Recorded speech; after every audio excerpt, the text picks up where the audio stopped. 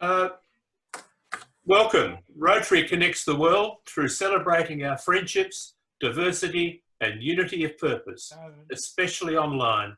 Can we please welcome President Adriano Cisternino? I'm just click the mute all and welcome everyone to our lunch meeting 4799. Pete, can you show me I'm coming clearly through? Okay. As we did last week, we're broadcasting from many locations, and we expect that Zoom will work as planned and allow us to deliver an enjoyable experience for you all. A very special welcome to our guest speaker, John Phillips OAM, who past President Peter Neal will more formally introduce later in the meeting. Welcome also to any visiting Rotarians and other guests joining us today for our meeting. I will not mention you individually, as you are all visible in the list of participants for all members to see. Birthday greetings. Today we have a few. Christine Egan. I'm just going to stop somebody sharing the screen here. Today we've got, as I said, Chris Egan last Sunday, Byron Gregory yesterday, and I Sosa Idaor tomorrow. Happy birthday to you all. And celebrating their anniversary this week, we've got Trish Orkett, 1 year with us, Stephen Noble, 6 with us, and 39 with the Rotary Club of Wakery, and Peter Sutton, 32. Congratulations to you all. As usual, you can keep in touch with us via social media, via the communication that we're sending through emails on MailChimp, and Facebook in particular, and the WhatsApp group as well. It is great to see South Australia trending quite well on the numbers of this COVID-19 spread and the impact, in particular when compared with other international regions. And we all look forward to a strategy for phase 2, perhaps progress to a new normal life, so that we can plan our club activities accordingly. In the meantime, for Rotary Adelaide is business as usual, although all activities are being conducted online. The club has purchased a Zoom license so that conveners, team leaders, and group captains can endeavor to keep members engaged, so that we can continue to deliver our committed humanitarian service outcomes. Most of all, we need to know that our members and their loved ones continue to be well. And because of this, I would like to remind all members to reach out to their fellow members and specifically ask group captains to develop a communication strategy to know that their members are safe and keep them connected. Our board has been meeting online using the same Zoom video conferencing, and we are aiming to conduct all committees and team meetings in a similar manner. If you need any help navigating this new technology and scheduling meetings in particular, that's the aspect obviously that probably most of you might not have been exposed to, please do not hesitate. I'm just going to stop this again. Please do not hesitate to get in touch with any of our directors and board members so that we can help you schedule meetings in Zoom. And as a reminder, we're recording these meetings as well, and they will be available on our social media channels, Facebook in particular, and on the website as a podcast in a day or so. So if you want to share them with other people that were unable to be with us live, you can do that too. Enjoy your lunch and whatever you personally selected, in the online share company of like-minded people. And don't forget to contribute generally to our community projects. I've seen a few people have started doing that, which is fantastic, via obviously our website, Rotary Adelaide website, in the Explore Our Causes section. And there is a specific area for community projects. I will now hand over to past President Peter Neal. Thanks, Adri. Welcome, everybody, again. I'm just going to, that's it. A brief spotlight on service, if I may. An update for members. You will have noticed in the bulletin, the latest bulletin this week, a note from Joe Fiedler regarding the recognition of and packs for our fabulous nurses. If you can help with this great project, please let Joe know if you can. It's a wonderful way of patting nurses on the back and thanking them. And as Adri's mentioned, the wellbeing team continues to make sure that our members are considered, contacted and communicated with. And as Adri said also, your help would be appreciated with contributions to the virtual bowl in support of our community projects. The link is also on our events page where you can see what's coming up in the future meetings. That's there as well. Can I suggest that you switch your view by going to the top of the Zoom panel, and you can see the word speaker view. If you click on that, you'll briefly see me, but more importantly, in a few moments, you'll see our guest speaker and be able to look at hear from John and look at the presentation. Xinghai has asked me to take on the host role today, but I should thank him for arranging for John to speak to us. He and John go back a long way with KeySab and have developed innovative research strategies to better understand waste management behaviours. South Australia Beautiful, or KeySab, started in 1966 as a litter reduction campaign. The founders were the Adelaide Junior Chamber of Commerce, advertiser newspapers, Australian glass manufacturers, RAA, SA Brewing and General Motors Holden.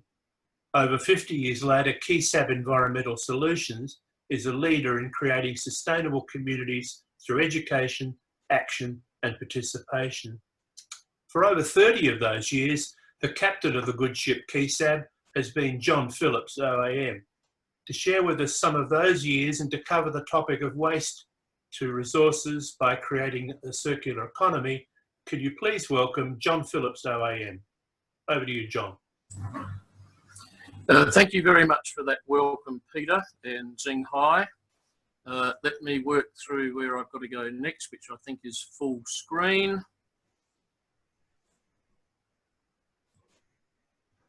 Or you're happy to work with what we've got here? Have you got me?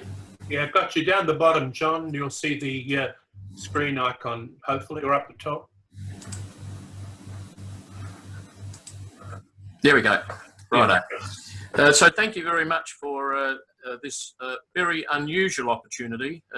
Number one, a second presentation to Adelaide Rotary through the last 3 or 4 years. And this does provide a perspective of environmental sustainability update in very unusual circumstances surrounded by this terrible COVID-19 aspect, which we're all suffering from, and I suspect we'll be learning from this for many, many years in terms of sustainability in a community context and what the new world might look like. This presentation today is representative of a speech I gave in Sri Lanka to a women's leadership group in September, October last year.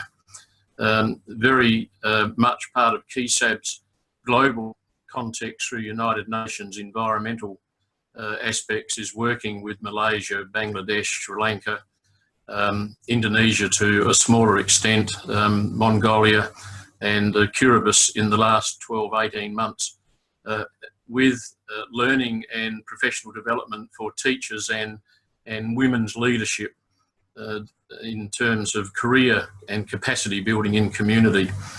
And so I focused on the perspective of environmental sustainability in a global context, so some of our immediate northern and friendly neighbours could understand a little bit more about where South Australia is taking a leadership role from. So to open that presentation, clearly a Coke bottle, a PET Coke bottle washed up on a beach in New Zealand, had been at sea not for that long to be encrusted and then washed back on the ocean, to the sea shore. And around the world, we have literally millions and millions of tons of plastics in the ocean. So there's one example of the sorts of things that we need to be looking at in the future.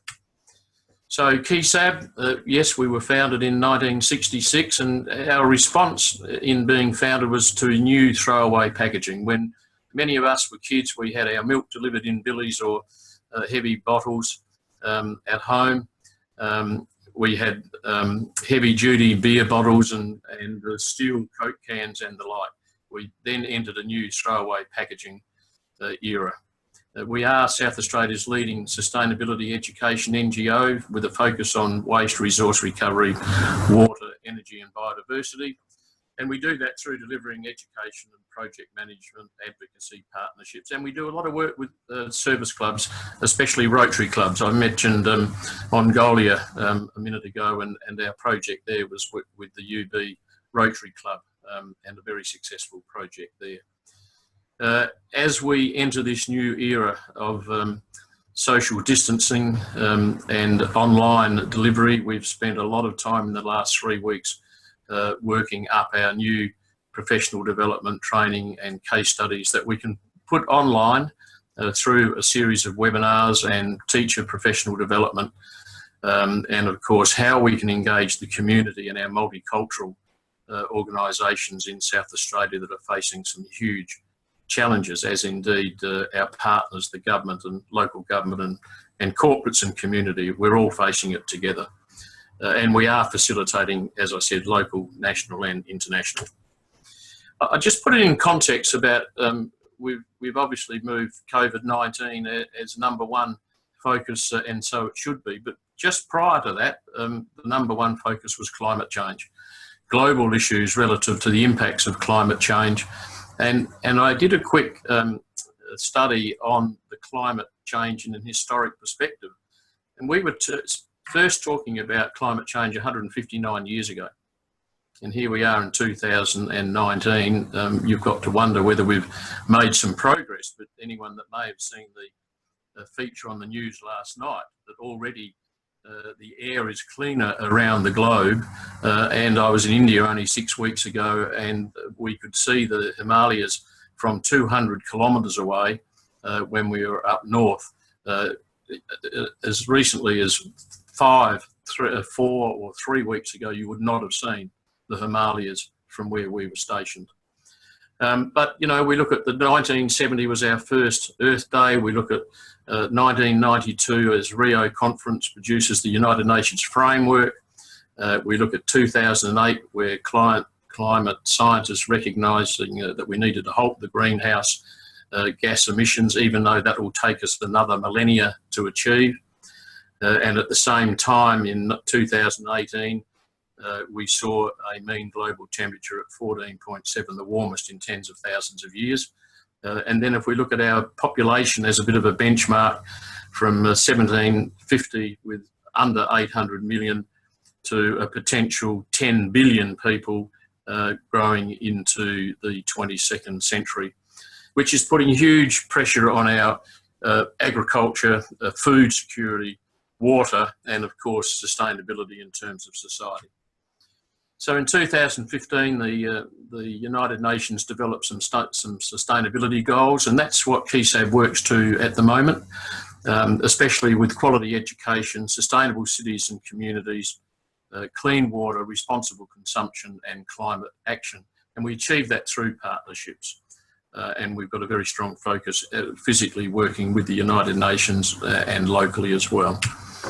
Just some examples of the sorts of challenges in waste. And if we look at the top left, that is our remote Aboriginal lands. It's not a pretty sight.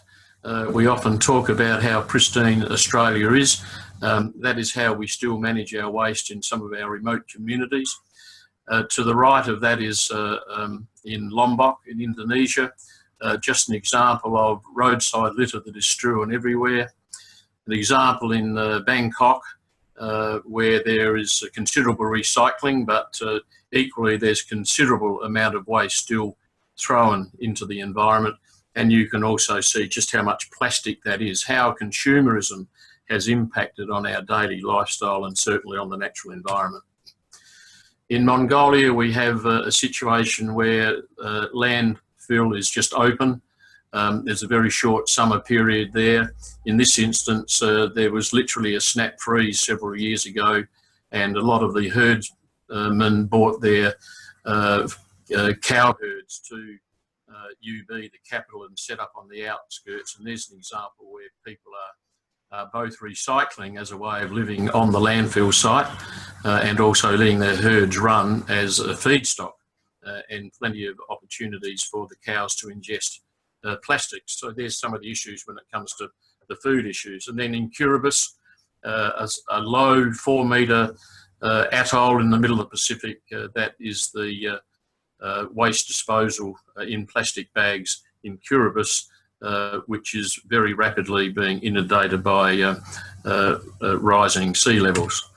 And that's their collection method. The bags hung in the tree, that's just to keep the animals away. Top right is an example in our own backyard in Adelaide of illegal dumping, and it's hard to imagine with all the rules and regulations and penalties that can be incurred, that's what we still have to put up with. And then a recent survey by KeySab in 50 schools identified the huge amount of waste that children are disposing of in the school litter and recycling bins. So those carefully prepared, those healthy lunches that are being prepared for children by their parents ultimately end up in the bin. And so in our breakdown, we identified that there's a lot of work that we can do with educating students in our own backyard. So to meet our sort of sustainability goals, I used a traffic light system, just where we are moving forward, the caution and is there a red light. So a lot of our sustainability means different things to different people. So if we look at, say, policy, which is usually government, and in Australia, for instance, where we do take a leadership role, but policy varies from state to state. We're really 7 countries in one.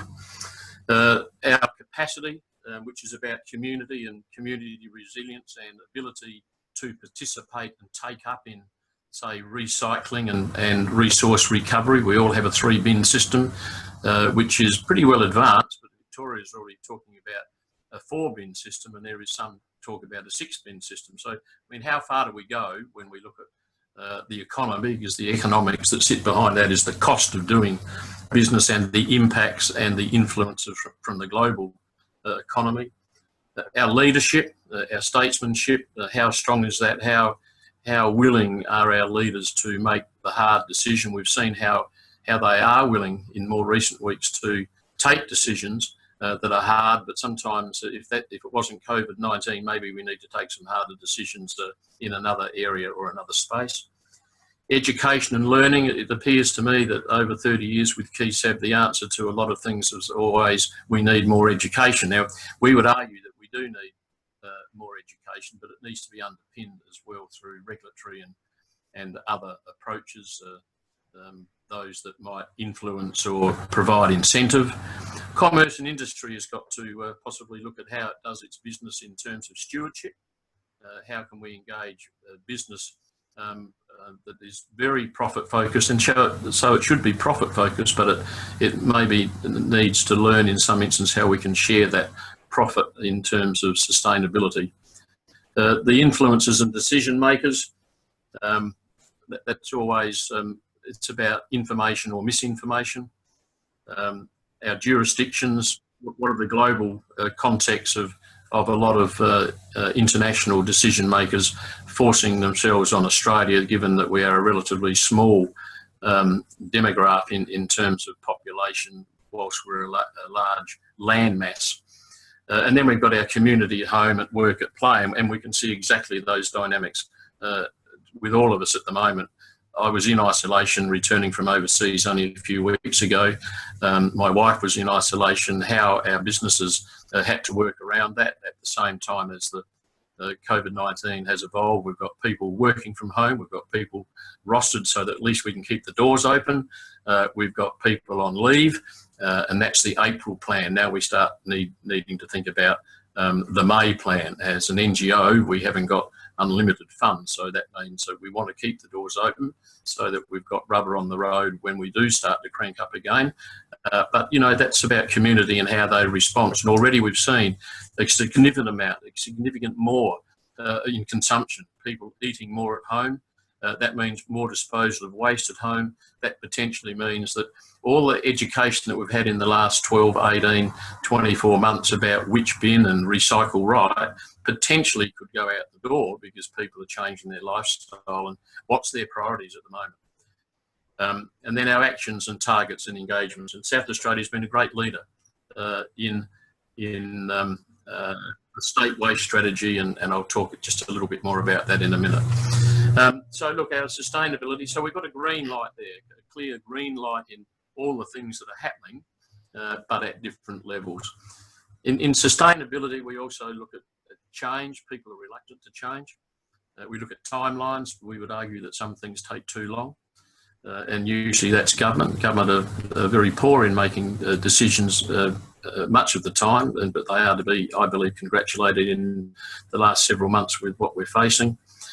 Community engagement. Community have demonstrated that they can be engaged only in recent weeks. And then it's about sharing and case studies and collaboration with demonstrable outcomes. And we would say that needs to have a greater degree of urgency. From our perspective, as I mentioned, collaboration, consultation with government and business and advocacy.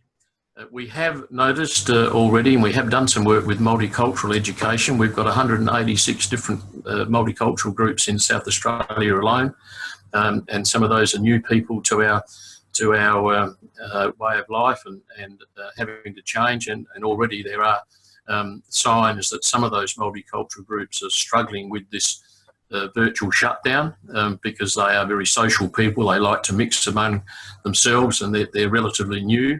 And so we have to start thinking about health and well-being and some of those other impacts that might come out of COVID-19 and some forced separation at the moment, and how we might respond with action with the community. And that's where we're ramping up our webinars, our online information and education. And that takes in air and water and energy, biodiversity, resource recovery. So we need to understand a new language. When we talk about waste, we don't talk about waste, we talk about resources. So everything at the moment is a resource recovery objective. A huge focus on food and organics. Food waste totals tens and tens of millions of dollars a year in Australia alone. I understand in the UK, for instance, food wastage is in the vicinity of $80 billion per annum. And that's a resource in terms of both how it could be reused. Are we, our size of serves, for instance, do we have our portions right? Do we need to consider the new age with smaller portions? And then that has some health benefits as well as environmental benefits. Reducing consumption, and again, a lot of work on plastics, how our plastics are presented in our supermarkets. Are they reusable? Are they biodegradable? Are they compostable?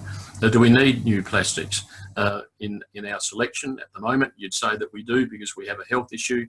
It's about handling and health and transport and all those sorts of things. But ultimately, it's the way it's being presented as well. So can we make some savings in terms of plastic volumes that are both being produced and ultimately diverted to landfill? Because not all plastics can be remanufactured.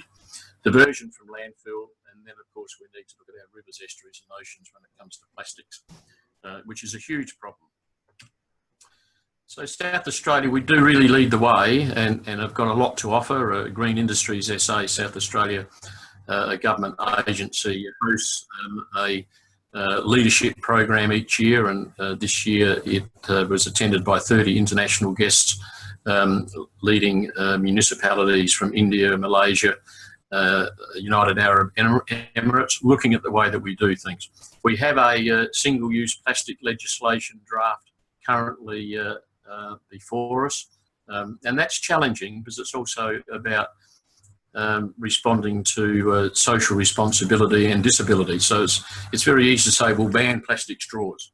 But some people with disabilities need plastic straws. Plastic straws are the only way that they can consume their liquids. So there's got to be some considerations.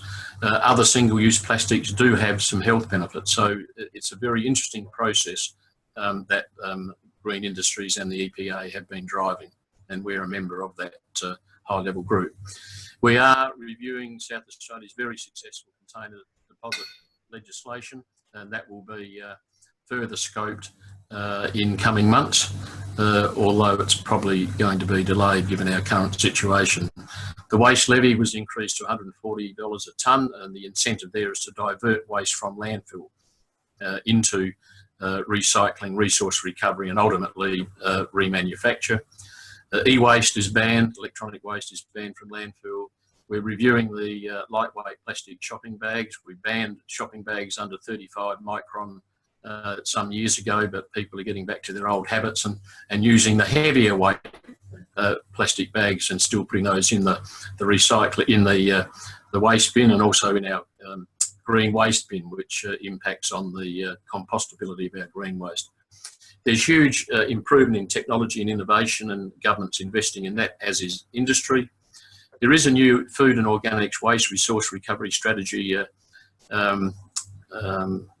due. In fact, we were hoping it would be out by now, but I assume that local issues have just deferred that.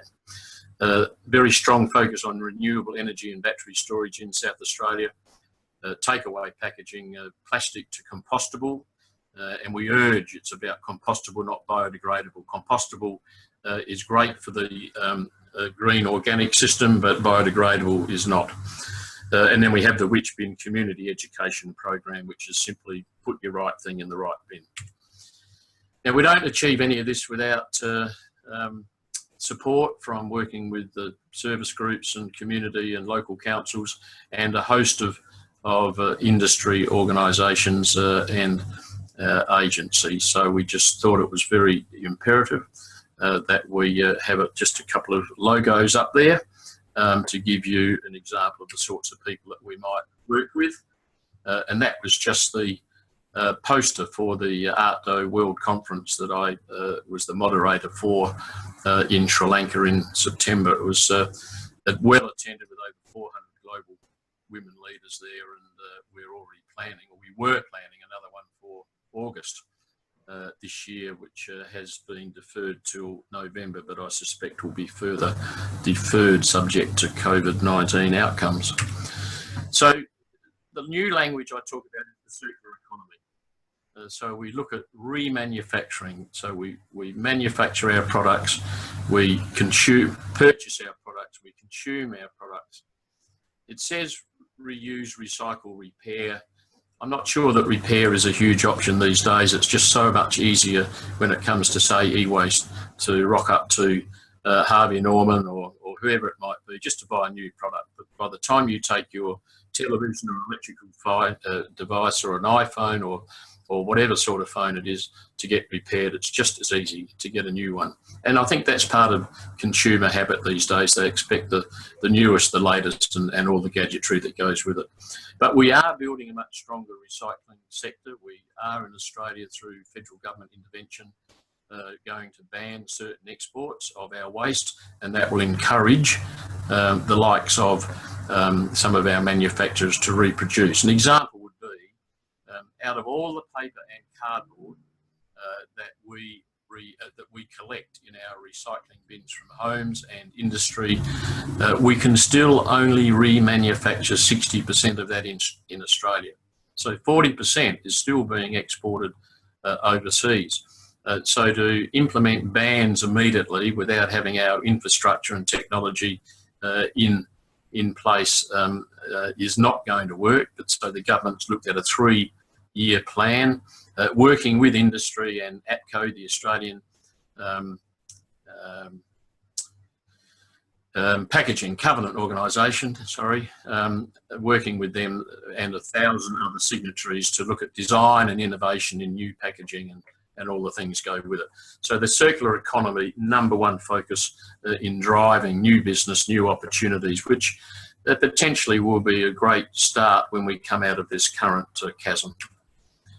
Our new waste targets for 2020, we have commercial, industrial, municipal solid waste, construction and demolition. I mean, construction and demolition, there's 4 to 4.5 million tonnes of waste already processed just in South Australia. And we're looking at a waste generation for that particular strategy at 5% reduction per person. The new 2020-2025 strategy is imminent, and that will be out for consultation shortly. And it's about engagement. So we work, as I said, with multicultural communities. South Australia, we've presented in New Zealand in October last year, working on their sustainability goals, especially with litter and waste, which is a huge problem in certain areas over there. Indonesia, we're working with the travel agencies on Lombok. Their key industry is international travel and eco-travel, and yet one of their biggest problems is pollution.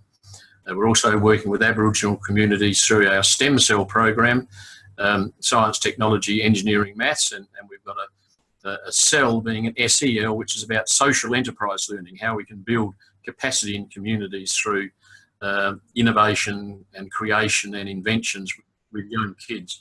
And they really are so strong in their creativity looking at environmental. So the traffic lights, in summary, we have got improved collaboration. There's a big gap in the middle at the moment, which is a level of contained and anxiety. And I think that's probably been exacerbated in the last couple of weeks or a couple of months, and that's going to widen the gap a little bit. But ultimately, collaboration is what we would say is the arts of working to a common goal and some new challenges. So where are we?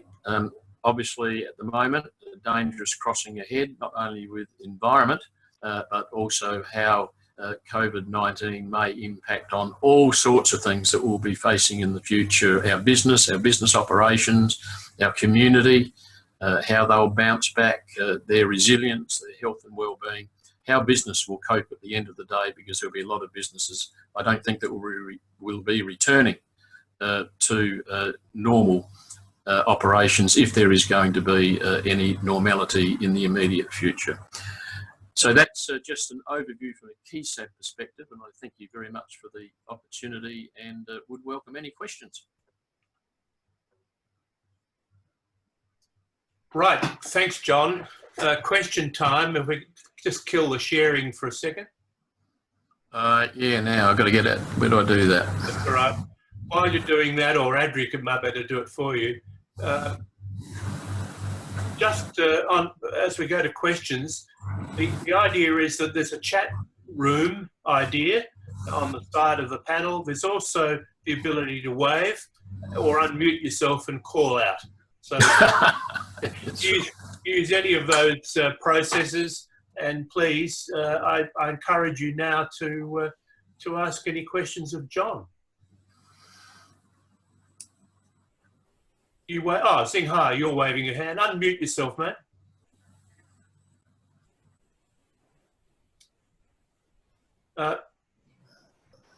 Andrew might better do it for you. Okay, let me find him. There it is. Done. You should be on. Yeah. Am I okay? Yep. Yes. Yeah. I was just wondering, John, in your travels around the globe, are there any particular countries or jurisdictions that you feel could have lessons for our own Australian experience? I know, for example, in Japan, there isn't a lot of landfill, but there's a lot of incineration. But that's reputed to be a very clean country, but they do have a lot of packaging as well, and that's for food safety reasons, of course. So I know that different jurisdictions are very have very, very specific needs, but I was just wondering whether you'd be able to comment on some of that. Yeah, thank you, Xinghai. Look, there are a number of examples, but I think we need to put it in several perspectives. One is the economy of scale in Australia, and waste still gets down to the volume of waste, and in our specifics, it's about the remoteness between those distances to bring our waste together. So an example would be where in some countries they do, some people describe it as burn their waste, but in these days it's waste to energy. So there are examples where waste or certain waste can be fired to create energy. In South Australia, there is an example with Resource Co where low calorific value waste, which potentially would end up in landfill, is processed and fed into Brighton Cement, and that is used in their kilns, and about 40% saving on natural gas. And we're well aware that Brighton Cement is very keen to try and increase the amount of low calorific waste or PEF that they can attract, but it's about volumes because they're competing with a fairly fixed volume. And one of the issues there is that we're collecting successfully the low-hanging fruit. Now we've got to start collecting the high-hanging fruit, the more problematic wastes, and plastic is one of those because it's not a single plastic. Plastic is made up of a number of polymers, whether it's vinyl or polyethylene or PET or HDPE. They're not compatible, so how do we ultimately separate those to ensure that in a burning process or a waste to fuel process? In other aspects, I think it's about culture. So the European culture has a much different view than the Australian culture. They would appear to be more regimented, and of course you could argue China has a different culture again, but they have a price advantage. So they were buying up the world's waste as long as it suited them. They were reproducing because they had a wage advantage, and maybe that's something that Australia has to be looking at in the future. In building and construction waste, an example was given to me the only other day where we're reprocessing bitumen and concrete and building construction waste at huge volumes. But in South Australia, for instance, local government, out of a $300,000 figure that was quoted of this particular product, which is processed to specification, local government's only purchasing about 10% of that. They still focus on purchasing virgin product through quarrying. So there's price advantage, there's commercial aspects that we've got to look at as well. So it's complex. The government is working both at state and federal levels with the waste sector and remanufacturing innovation technology to address some of these issues that Australia will inevitably have to look after themselves. Thanks, John. Jeff Pitt, you raised your hand, I believe. Thank you, John. Can you hear me? Yes, I can. Okay. This is quite specific. I'm very interested in e-waste, and I'm aware that places like Officeworks and Bunnings do wonderful things in allowing you to drive up and drop all your e-waste into some big bins. I've got no idea what they do with it, but that's one thing. But unlike many other Australians, I've been forced recently to go to the NBN. And as a result of that, because of specific issues in my house, and I don't think I'm that unusual, we had a Telstra man came, one of their premium people, and he was very good and set us all up. And as he's leaving, he said, "Oh, of course, here's your old phone, and here are 6 cables that you might like to have." And I said, "Well, I don't want them at all, thank you very much, because I've just cleaned out about 2, trunk loads of cables. So would you take this away?" He said, "Oh, no, you just need to throw it in the bin." And I would imagine right around this country, there'd be a lot of people in the same circumstances I'm in, and that we would have the old Telstra phone as well as our wireless phones. And of course, with the NBN, you have to plug in a wireless phone if you want to have anything in the house other than one phone. And there'd be a lot of these phones, I think, going to turn up in the landfill. And really, surely the big companies who are doing anything like happened there should be some way of saying, how do you get rid of the old landline phones? Yes, look, a really good question, because e-waste is not an emerging problem, it's a growing problem. There are examples wherein e-waste can be disposed, but it's a little bit like hazardous waste. It needs to be delivered by the householder or the business to central points. E-waste in itself has commercial value. For instance, in our flat television, the screens can be crushed, they have a lead content. At the moment, that's being exported to Malaysia for reprocessing. I know there are some discussions with NiStar at the moment. They potentially have capacity to process all of those sorts of screens from across Australia. There are also heavy metals and precious metals in computer hard drives and the like, and then of course we have mobile phones, which only the other day, as I was setting up my home office, like you, I had a whole lot of new cables and connections, and I opened up a drawer and there were 3 old iPhones in there that I don't know where they came from, but probably the last 10 or 12 years. Because once you buy a new one, what do you do with the old one? And then I see I've got the 10 grandkids running around with all their devices ultimately, and just keeping up with them. The only advantage I can see is that when I need to make some changes via a remote control, I can ask them. They know more than I do.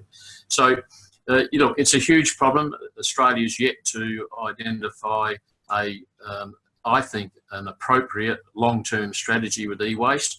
But there are opportunities to dispose, but it is left up to the consumer. And I hardly think that is an appropriate course, given that we've got a mixture of aged people that are limited sometimes in their ability to deliver, and there's not the ability to process through our curbside pickup system. There are some rules and regulations where bigger transfer stations and the like have the right to refuse acceptance of waste when it's delivered, the likes of Sims Metal and some of our material recovery facilities, and there are some penalties if you try to bypass the system, but then that's a cost again, because we need to monitor and continually look at options to catch those people that deliberately try to dispose of not only e-waste but car tyres and asbestos and some of those other problematic wastes that I mentioned before. It's work in progress, but there's a lot of work to be done. Thanks, John. Before we move to our next question, can I just highlight 2 things? Welcome to Paul Denver from his part-time day job as doorman at David Jones. He's just joined us, resplendent in his penguin suit, and of course we also note online. We're glad to see Lisa with us again this week. Hi, Lisa. Oh, I'm not going to do that bit. Paul stood up, unfortunately, a bit like the BBC newsreader with the footy shorts. The next question's actually Jeff Miller. Did you want to ask it, Jeff, or did you want me to read it out? You can read it out. Mine is very poor. Okay, I'll read it out for you if you like. Jeff asks, John, last time when you spoke to the club, you spoke about a recyclable coffee cup project at Adelaide Airport. How's that gone? Has it been expanded? And what can you report? That is an excellent question. Whilst there's been progress, one of the issues that is in question, you might just recall a few minutes ago I mentioned the difference between biodegradable and compostable. At the moment, the manufacturer of the bulk of the coffee cups that are in the system have certainly run trials, and we were the people to help them with their audits. KeyStab ran some audit and monitoring in Sydney, Hobart, Melbourne and Adelaide with baristas to identify how people would respond to either returning or reusing or disposing of their coffee cups. And the issue arose where there was still a mixture of compostable versus biodegradable and then of course the problem with the plastic lids was still being disposed in sync with the coffee cups. The long and short of it is that whilst there's been some trials and there has been some development, there hasn't been a system put in place that facilitates at this stage a full cycle of recycling. There's still a lot of work being done. Both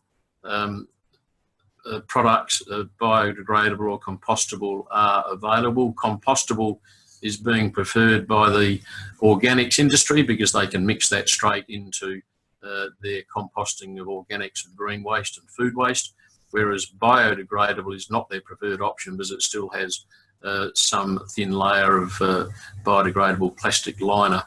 And at the moment, I think only about 4 or 5% of what is collected can be reprocessed. I'll gladly follow that up and shoot a message across to Xinghai or Peter in the next few weeks just as to where that is, because I know there's still a lot of work going on. Thanks, John. Good question, Jeff. Lisa, you had your hand up. You're next. Just unmute, or Adri can there we go. You're Done. You're live. Hi, John. I've spent obviously a considerable time in hospital lately, and in Melbourne here, we have all the waste goes in the same bag. Everything goes into a plastic bag. They collect the plastic bags and that all goes off somewhere, either to be burnt or landfill or whatever. I'm wondering whether the same thing occurs. There's a massive amount of waste here. It's just incredible how much gets thrown away. And I'm wondering whether we're doing more in South Australia than they are in Victoria to accommodate separating things and ensuring that we're doing better with our waste. Yeah, another good question, because I mean, we look at plastic in context of ocean pollution and throwaway and litter and just an overall impact on the environment. But we sometimes overlook at what plastic represents in terms of health, lightweighting and manufacturing in terms of protection. Whilst we hate styrofoam, most of our furniture and electrical stuff comes from overseas and it's all packed in styrofoam. KeySab runs a fully trained audit team, and we undertake a huge amount of waste auditing, whether it's at curbside or industry or Dan Murphy's or supermarkets or the like. And one such audit in recent times was a hospital in Adelaide. I won't name the hospital. We identified, just as you have, Lisa, the amount of plastic waste potentially that could be recovered in hospitals. And that includes, just viewing you at the moment, you have a curtain behind you, and some of the other equipment, which is the e-waste, which relates to an earlier question. Potentially, a lot of the stuff is deemed to be hazardous waste, and therefore it needs to be disposed of accordingly. That again will be, as this circular economy approach starts to evolve, and that'll be, I think, outlined in more detail in the new waste strategy. That will be an interesting scenario to see how some of those harder or higher problematic wastes on the waste tree can be reclaimed and reprocessed. But at this stage, I would say that a lot of it is deemed as hazardous waste, medical waste, and therefore is lumped together. It's not cleaned, it can't be sanitised, it's simply disposed of and destroyed. Thanks, John. Tim Wright's having some troubles with audio, and he asks, are there any companies looking to factor in waste disposal recycling into their business models and costings? And currently the onus of waste management is left to government policy and the public. Yeah, and look, there are examples. I mentioned stewardship at the beginning of my presentation, and how Australian Packaging Covenant Organisation, which is represented by around about 1,000 signatories of the big people, of the Coles and the Woolies and the JB Hi-Fis and all those sorts of people, that they are working towards improving design and improving or limiting products that are not recyclable. So therefore, the government has moved or legislation by 2025 that packaging must be recyclable. Now, I'd hasten to add that there is a significant difference between describing something as recyclable as describing something or prescribing something that is being recycled or remanufactured. So there's plenty of stuff that we put in our yellow lidded bin at curbside, which is the recycling bin. But at the moment, 40% of that still ends up in the landfill. So that's about community understanding the right or which bin certain products should go in, and also getting back to that packaging issue, design, ease of recognition, labelling, and ultimately maximising the resource recovery. We've still got some way to go, but the federal government has started to move, but I would argue that it's not quick enough, and we do not have consistency, yet again, demonstrating that Australia is 7 countries in one. Thanks, John. Stephen Haynes, are you still online? No, he's left. Stephen had a question. John, I've got a quick question. An observation from the last few weeks of the media coverage of the current events leads me to raise the issue of focusing on the half-empty glass rather than the half-full one. A lot of people are calling for media to report more clearly on the recovery rate rather than the death rate or the number of new cases. And another example of this is the coverage on over Easter of the people dumping at charity offices around Adelaide. We always, or the media at least, always tends to want to present the picture of everything's turning to cack. You've mentioned some positive stories. How can we actually flip it and actually pat people on the back, as the Premier did the last couple of days? Actually, you're doing a good job. Yeah, and it was interesting because over 2 weeks ago, we actually sent a media release out which wasn't taken up. We were very disappointed about it. And it was highlighting that already we had seen increased illegal dumping. We had seen some differences in how councils were responding to waste collection, because councils are under a huge pressure at the moment with the increased waste that's being created by people living at home, the pending school holidays, and of course absolute crazy buying patterns, as we saw with some joker yesterday trying to return 150 packets of toilet paper to Drake supermarkets. I mean, what's wrong with these people? Anyway, so we highlighted, number one, illegal dumping and increased litter in some park areas and overfilled bins because of maybe services were being stretched. The positive news is that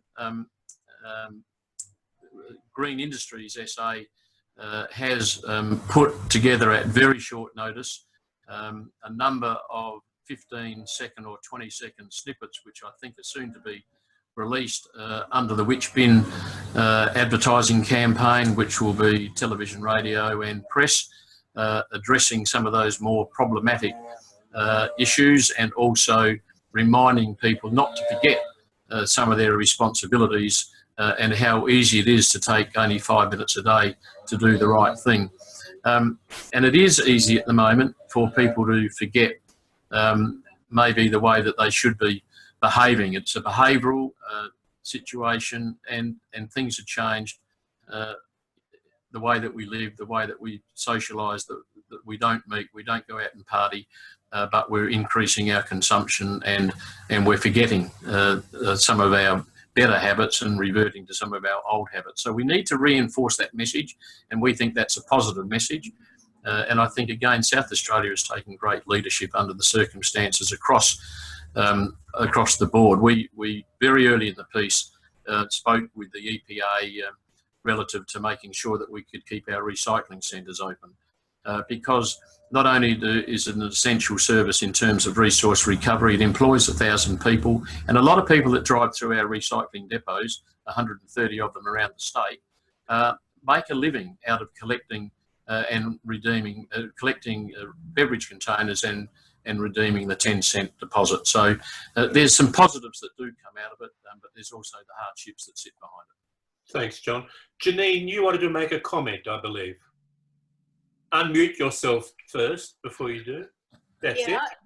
Matt's just about to start a lecture on Zoom on environmental sustainability, so a great lead-in for me, thanks.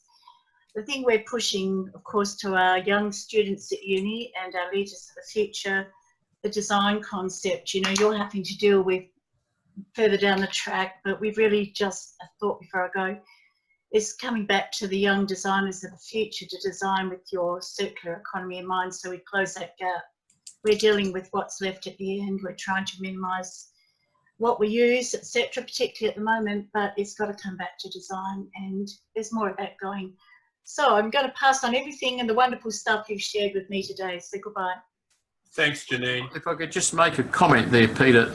We, as recently as yesterday, we had a Zoom meeting with Bhutan and Malaysia, combining the benefits of STEM or stem cell technology in terms of learning and young people, and the creativity that they've brought with some of their inventions. We have an inventors club that normally coincides or culminates with the inventors sharing their inventions and concepts around the world in Science Week at the Adelaide Show, and unfortunately Adelaide Show has been canned for this year. But their focus is very much on environment, on energy use, improvement on water conservation, water sharing, and of course agriculture, how they can keep the fox out of the hen house and temperature control and all those sorts of things. So young kids and their creativity and stem cell, again, coming out of South Australia, are great examples of how we can get a positive message out there. Okay, thanks, John. One last question from David Egan. Thank you, Peter. Just a comment. Next week, the Rotary International Board is making a decision to include environment or not as one of as a new area of focus of our worldwide, very large Rotary Foundation. So it should, you know, something of interest to us. We should have more projects that we can tap into some funds to do things in the environment area. With a bit of luck next week, if that gets approved. And running on from Lisa's comment, that there's something that we could do in that regard. Thanks, Lisa. Thank you, David. Thanks, everyone. I'm sorry if I've missed anyone, but scanning the screen over the 40+ attendees today, forgive me if I've missed anyone. John, I just wanted to thank you on behalf of the club. It's great for you to share your reflections. I know that our members and guests have listened intently and appreciated your perspectives. We have a certificate of appreciation for you, which I'm going to hold up, hopefully, if my jolly screen's not going to work again. But I do have... Just keep it still, keep it still. There we go. There we go. There it is, certificate of appreciation, where we're making a donation to end polio in your name, John. Thank you very much. It's been a pleasure. Now, I ask everybody, as we've been doing, to unmute and to thank John in the usual way.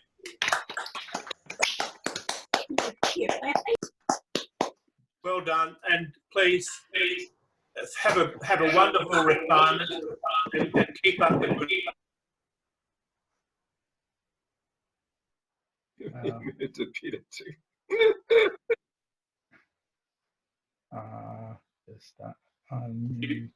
Earth to Adri. Yep. Okay, so thank you very much, John. And yeah, that was really interesting, and it was wonderful that you could join us today to provide this address. A special thank you to all of our guests and all of our members who as well were able to join us today in this online format. And particular thank you to Lisa, obviously, and how wonderful it is sometimes that out of a bad situation like COVID-19, this has provided an opportunity now for Lisa as well to be able to join us. This is absolutely wonderful. We hope to see you again next week. Next week, our guest speaker will be our own Rotarian Steve Larkins, OAM. in the lead up to Anzac Day 2020, Steve, as the focus on commemoration shifts from the centenary of World War I to II, is going to provide an account of a particular event that have happened in 1944. I will now close today's meeting. Thank you all for being with us, and we hope to see you next week. Stay safe and goodbye.